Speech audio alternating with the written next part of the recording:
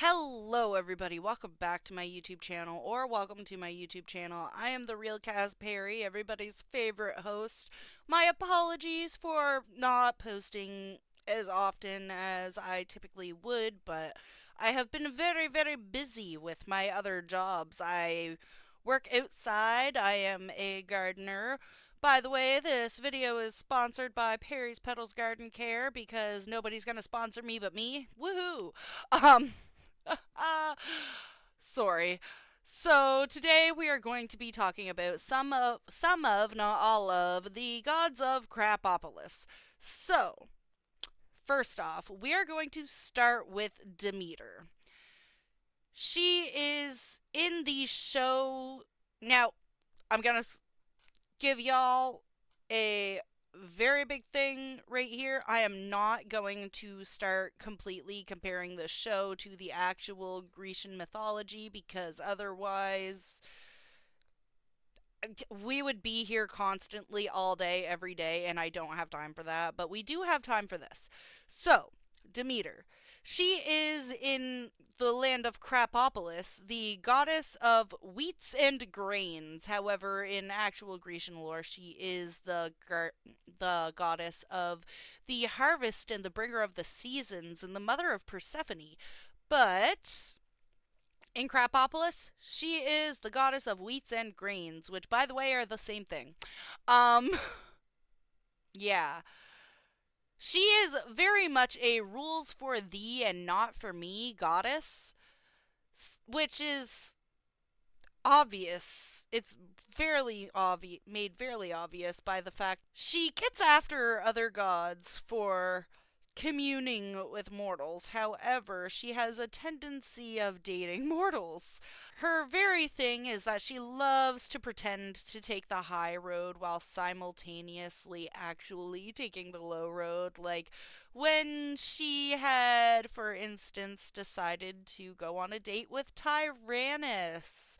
Well, she did everything within her power to make it seem as though that was just her actually getting feelings for Tyrannus. However, look at their entire first interaction. It was literally just both of them shitting on the gods. However, Demeter tends to exhibit more godlike behavior than most of the other gods, since she not only enjoys going down and cohorting with the mortals, but she tends to enjoy putting them in situations where they are obviously going to be uncomfortable, which is set into example by the fact that she had took Tyrannus to a god restaurant where their source of entertainment is watching ships sink. Ships full of screaming mortals. Um, and she got upset because Tyrannus was not inclined to listen to these men just scream their bloody heads off and pray not to die.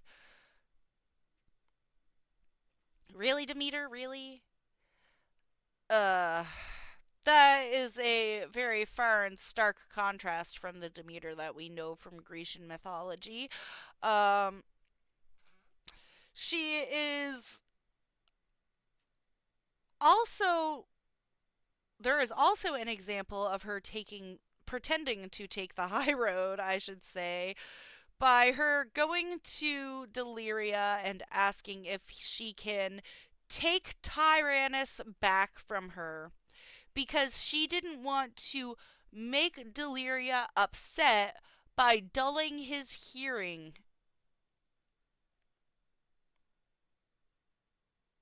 I'm sorry, what now? You really think that it's a great idea to just decide to fudge with the poor boy's ears? And the only reason that you're not doing that is so that another god doesn't get mad at you. Good job, good job. Next, we have Athena. She is both in Grecian and in the mythology of Krapopolis the goddess of wisdom, battle tactics, war, and I can't remember what else. But there's a lot. There is a lot of varying titles for Miss Athena. And somehow she exemplifies the exact opposite of every single one of her titles.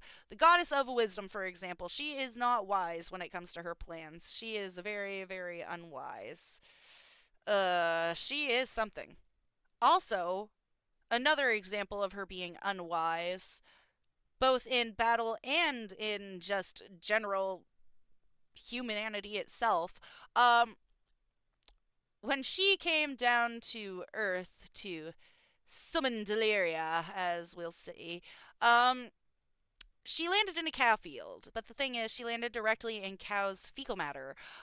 Because she was angry about the cows' fecal matter all over her, she decided to destroy the entire field of cows and the field itself, which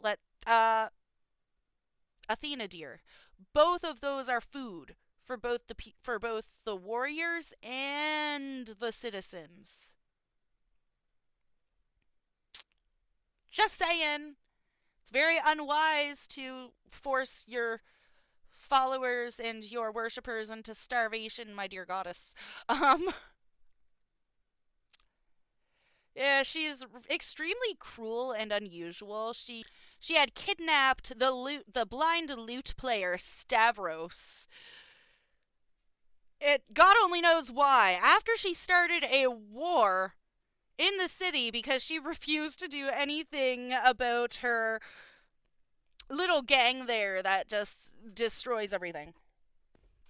Ares, there is not a whole lot to say about Ares. Like in the Grecian myth, he is the god of war. Unlike in the Grecian myth, he is nothing but an old pervert and extremely stupid. Next on our list is Apollo. He is a pretty boy to his core. He is keeping as many secrets as his dear father Zeus, and he is extremely pleased about it. He has absolutely zero reason to even think about doubting himself. Even though he should be using self doubt, because a lot of his ideas, even though they tend to work out quite well, for him at least, um, they're quite unethical. So, next on our list is Aphrodite. Aphrodite is the goddess of beauty. However, she is also extremely insecure. Um, yeah, she's the goddess of love, the goddess of beauty, the goddess of sometimes marriage, according to her. Um, she is very muchly something. Very, very muchly something. She's extremely obsessed with making magic babies. She is intolerably just honestly, she is intolerably highly thinking of herself. She has zero self doubt whatsoever, which doesn't match with her insecurity about her looks, even though she is the goddess of beauty. Aphrodite is a strange character. And we also have her dear husband, Hephaestus. Hephaestus is extremely intelligent and he relies on his intelligence for so much. He is scarred on the inside. He is very, very, very traumatized, quite literally from birth, because his father threw him from Mount Olympus and disfigured him. Now, in the original lore, Hephaestus was born a satyr. However, in the lore of Krapopolis, Hephaestus was just born ugly and thrown away, turned into a cripple, married Aphrodite, blah, blah, blah. You know, all of the usual. They actually kept to the lore quite well with his, other than his actual depiction, which I'm personally okay with. So Hephaestus uses his intelligence to get so far ahead that it is crazy. He has zero, absolutely zero issue with tricking the other gods in any way whatsoever. He is perfectly fine with making them think that he is complicit with whatever they want him to be complicit with, and they have zero, absolutely zero issues with anything that he does because everything that he creates helps them in one way or another, even though he tends to purposefully create a lot of his designs with a caveat that should be able to be.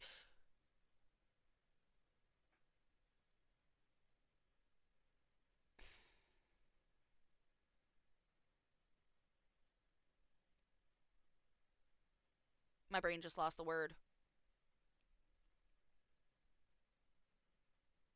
Should be able to be abused by humans in order to undo whatever work that he had done in the under the orders of Zeus. So, those are our godly characters of Krapopolis. Please tune in next time for our short review of Mulligan because I have been into that show quite a lot recently. I love you guys. I will see you in the next video. Bye bye.